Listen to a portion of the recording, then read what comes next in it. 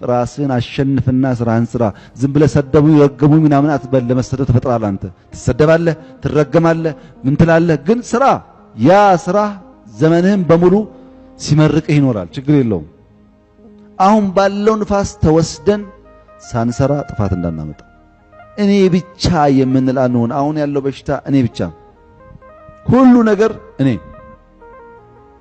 ኃላፊነት አለብህ እየሞተ ያለውን ሰው ለማዳን። እሳት የምናራግብ መሆን የለብንም። ሰላም የምናመጣ መሆን አለብን። እየተራበ ያለውን ለማዳን አሪያ ሆነን አፈር ነክተን ልማት ማምጣት ይኖርብናል።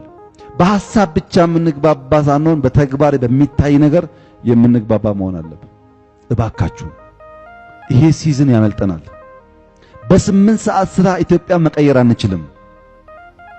እኛ ተክተን ልጆቻችን የማይለምኑባት ኢትዮጵያ ለመፍጠር ዊን ዩርሰልፍ ኃላፊነት አለብን።